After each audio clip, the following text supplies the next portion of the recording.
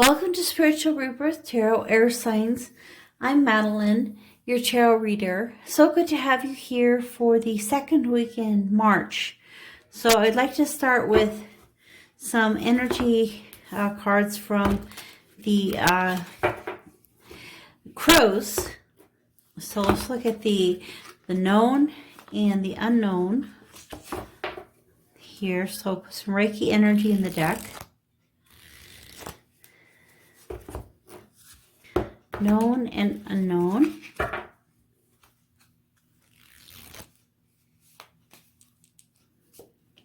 Okay, known and underneath. Okay, so the first one, self-interest. So you can see this one crow has a food, and he's quite happy and content with that. Everyone's kind of looking for their meals. And this one, fear, is the scarecrow. So the scarecrow I've looked at several times before. Basically, it's the concept that in the past there were things you were really scared of, but over time you began to see they were more just a part of your life.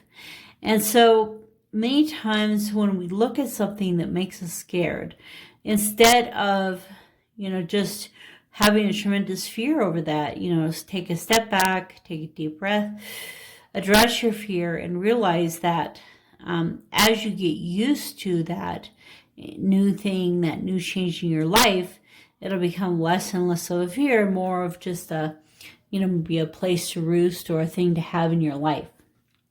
So this self-interest card, let me take a look in the book.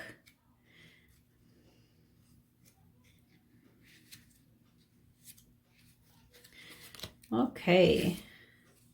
So this is a great, the Urban Crow guide from MJ Clonin. She has some really great messages here. Self-interest is, these days I have noticed about 4 regular neighborhood crow visitors. I haven't seen Brave One in a while, who I recognized by his massive head. This is one crow that seems a bit more selfish when it comes to the food I put out, while the other crows take their turn grabbing a nugget or 2 of dog food I leave on the plate. There is one that will shove as much of it into his mouth as possible, not caring if there isn't a single crumb left for the others. Self-interest indicates that you may be looking out for only your interests, and as a result, others will be impacted. On the flip side, be aware of the actions of those taken around you. Someone may try to come in and take more than their fair share. So you can look at the situations around you, air signs, this week. And there may be that happening to you where someone's taking more than their share or trying to. And you need to set up strong boundaries for who you are and what you need.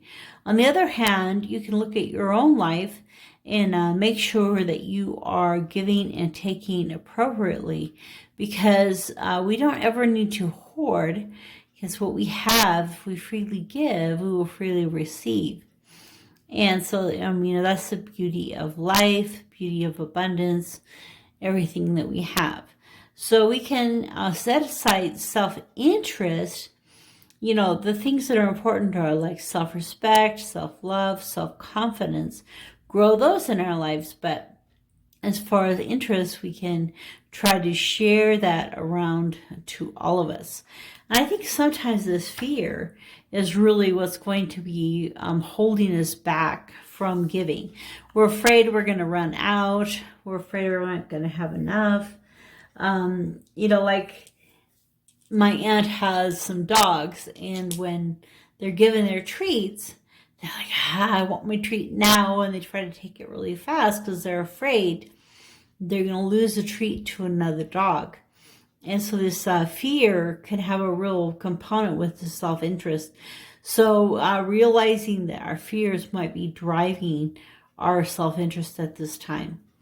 Okay, so for the reading, I'm going to be taking a look at kind of an unusual mixture of only the major arcana of two of my favorite decks, the Shadowscapes and the Native American deck.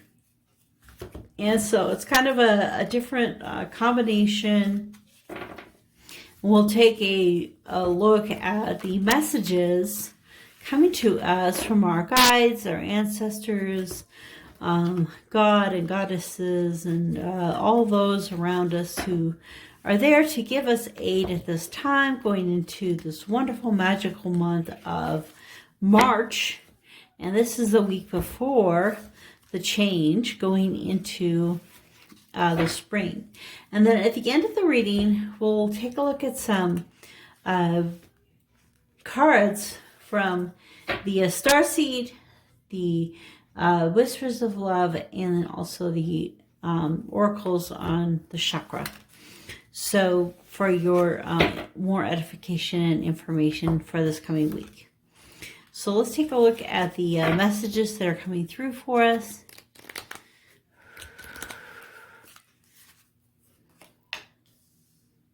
Okay. Okay, so let's start with these three. Underneath the deck, so the underlying message is the strength, the 8. So the 8, you think of kind of a ultimate stability. I think someone was telling me today is like stability with energy. So, and it has a lot of determination and focus, direction, abundance coming into your life. And 8 on its side has all that feeling of, infinity moving forward into our past, present, and future. And then this card, the strength card itself, really talks about kind of that inner strength, developing that inner strength. And that kind of goes along with this, that as we learn to overcome these fears in our lives, we'll be able to have more of that inner strength that we need. So as we're looking at this week, we're starting off with the Chariot card. And the Chariot, has to do with that movement forward. And, this has the same effect as the traditional Chariot, in that the animals that are pulling the sled are just kind of sitting there waiting, and they're not actually going forward or doing anything yet. Also, they don't have any harnesses like they normally would. And so he controls them through his mind. So it's definitely a card that has to do with your, kind of like your spiritual nature. So a momentum, a strength, a confidence in your spiritual guidance, in your spiritual direction. So this week will be a lot about your spiritual life, or at least this reading has to do with the spiritual aspect of this week. And so one of the aspects of this week that we'll be wanting to look at with this spirit is this phoenix, the rebirth of the phoenix. And so it may seem kind of strange, this bird, bursts into flames, and then a new bird comes forth, and that, death and rebirth. This is the death card. And so as this death and rebirth happen in our lives, the things that are washed away that were no longer needed. And so often it's kind of hard to understand that, or to really know how we're feeling that in our lives. But if we're listening to our intuition and our heart, as these dogs are listening to their guide, if we're listening to this will not be as traumatic of an event, a washing away effect. But if we're not focused on this, if we're kind of listening to other things, paying attention to other things, then it'll be harder to move into this energy of renewal with the flames. And so as we move into the fire, then we'll move on this week into the energies of the medicine woman, which is the Empress. And so, you know, the Empress is all about growth and abundance. You can see here there's a lot of water in the background. It's like she's near a lake. So that lake is providing the energies of the emotions.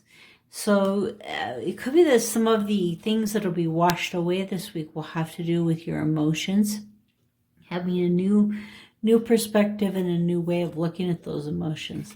And in this case, you know, she's spending the time to take a look at a flower. I kind of had this feeling like maybe it's a cornflower. She's kind of really focusing on the growth and the renewal on the inside and not just the outside. So she has kind of this internal growth that is happening for her. And so during this week, you know, you're having momentum moving toward this rebirth, which brings more clarity and joy and happiness on the internal, which will then be released into the external world. So let's see what other messages are coming out for this week.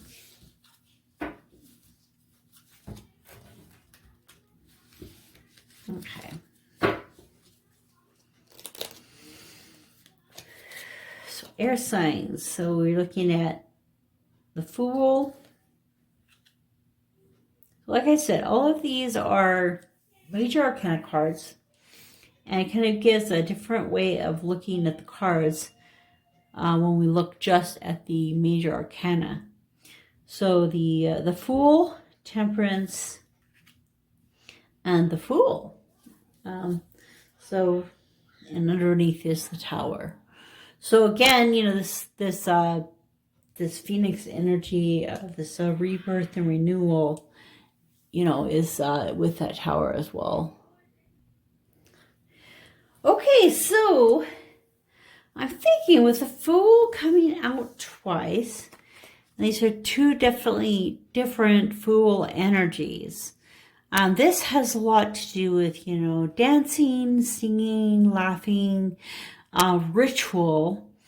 And with her, you know, she's preparing to fall, and yet these birds are trying to hold her up and keep her from that leap. And so, you know, so it's kind of like in this Fool energy, you know, she has all the elements to jump and to be free, but there are some things holding her back.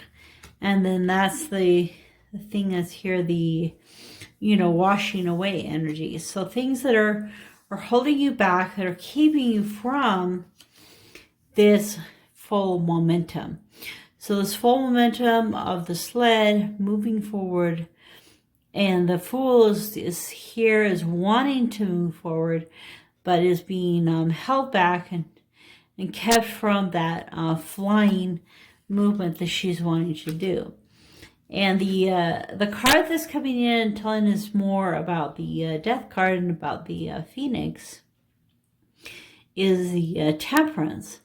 And one of the things that I love here, she's holding a ball which has the yin yang, but the yin yang is yellow and blue, and then she kind of has energies going up into the ether, and she has a dragon with her.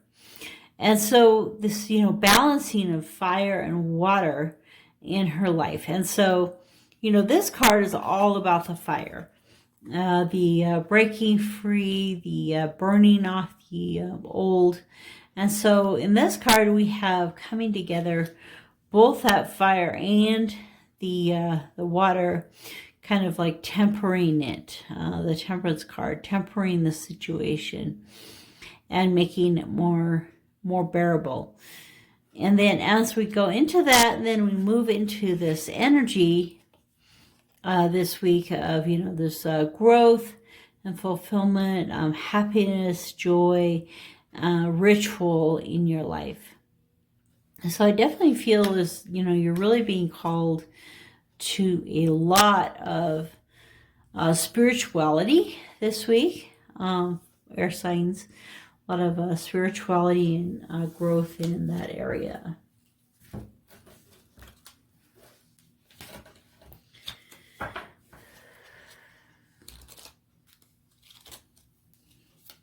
Okay. So the Devil, the Corn Maiden, which is the High Priestess, and the Sun. Underneath is the Tower again, the other one. So, once again, this is kind of like almost redundant at this point. You know, there's some way that you're not following your intuition, some way that you are being held back from flying free, and that is also the energy of the Devil card, is being held, tied down, and kept from fully flying into your own. And in this case, I feel like this person being in a costume is not being their true authentic self. And so, you know, breaking free into your true authentic self. And to do that, you know, we have this, this tempering of the light and dark energies, the, male and female, the yin and yang, the fire and water, all of these things coming together. And as they come together, you know, this Corn Maiden is all about this celebration, festivity, celebration of the corn, the blessings of the corn, which is one of the major crops that we have at this time in the fall. And the Corn Maiden is coming to us also with this ritual, you know, that we're talking about here. So kind of a ritualistic approach, and the High Priestess card itself kind of like pulls you into this energy of the known and the unknown. But the High Priestess will only tell you as much as you ask. So, you know, she sits here quietly doing her ceremony, doing her job. And if you want to know more about it and you want to know more of her mysteries, you have to ask. And this is that, you know, the dancing, singing, happiness of the sun, joyfulness of the sun, bringing in of the circularity of the sun, the childhood, happiness here with the sun. So I think that, you know, this week you have a real potential for a lot of happiness and joy. But to get there, to go through there, you're going to be facing some of these fears. Fears that right now seem, you know, over surmounting too much. But they, over time, you know, as they are washed away with the fire, you're brought into the happiness of the sun. So that's a really cool reading, air signs. So there's definitely some things that are binding you, and I think it's fear because of this card. So there's some fears that are really threatening your week. But, you know, by overcoming those fears, by allowing them to be washed away with fire of change, you know, that beautiful sun will come into your life. So when we think about the sun, we think of like that day and night, and every day coming to us, regularity, loyalty, something that happens on a regular basis. And also when we think of the sun, we think of happiness and joy. And if it's too bright, it's going to scorch you. And if it's not bright enough, or it's covered with clouds, we may not get the full effect of the sun. And so there's different things that can affect it. And so, you know, wash away those clouds, you know, feel the sun, but at the same time, you know, have the proper protections up for yourself. Okay, so let's take a look at the Starseed card for this time.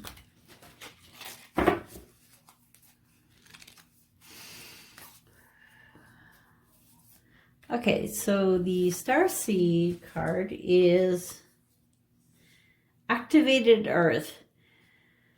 Power places, ley lines, trust where you're led. So I love this beautiful illustration here of this pillar of light near this body of water, because I've been reading a lot about the whales and the dolphins and the orcas and how they're wanting to work with the waters of the ocean, and they need the energy, and bringing this pillar of light to them and activating the ley lines. And they were talking about sending emerald flame energy to the whales to help them with their work and to help activate the ley lines within the sea.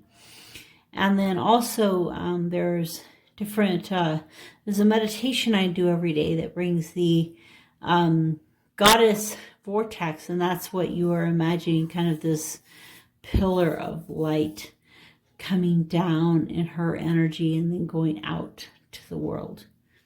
So that's what that makes me think of. And then let's take a look at the Whispers of Love card.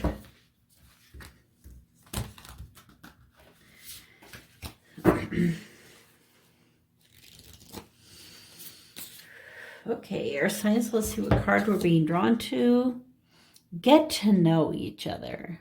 Oh, that's beautiful. They look so happy. And see, this is kind of like a seahorse that's a unicorn. It's like Poseidon and his lover coming together. And, you know, his wife, his soulmate.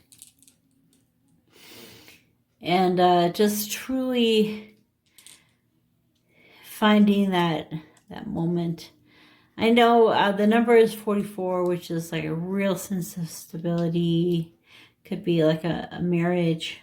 Learn to meet another's need for love. Oh, that's so cool.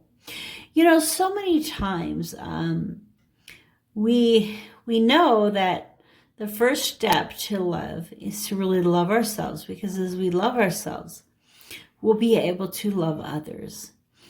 And it is just as important for that other person that you are with the right person.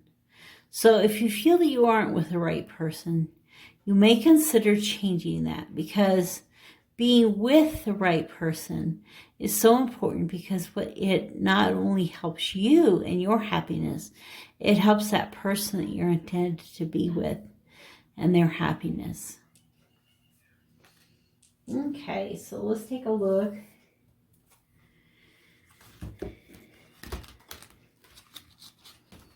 at the chakra cards for this time.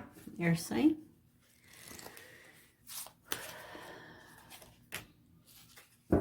Universal light. Oh, I love this one. It's like as you're going through the universe and going past the earth, past the solar system, past the moons, past the stars, past this is the belt here, the asteroid belt. And then it kind of looks in the background like this hand, which is like one of the fairies that are the singers. And it's like, you know, unity that really is like the energy and the vibration of the entire universe. And so, you know, you're kind of moving into the universe in this card. So it has that beautiful, beautiful energy in this card. Let me see which chakra that's pointing to, because I don't want to get it wrong. 34. Yeah, I thought it's the soul star chakra. And the affirmation, which you can say 3 times, is, you can say with me, I am a divine channel of universal light. I am a divine channel of universal light. I am a divine channel of universal light. Your heart will expand with love as your soul heals, bringing you peace of mind and well-being in your world. This universal light of the universe loves you no matter what you have or haven't done in your life. It does not judge, and it is unconditional. It understands you at the deepest level. This light is you, your pure essence. Open your heart to receive the love of universal light available to you at all times. You are an amazing, powerful being, and now is the time to believe in your light. That's a really great message. The soul star chakra is 6 inches above your head. And so it's kind of out in the etheric bodies and brings in that energy. So thank you for coming to the reading, air signs, and I will see you next week.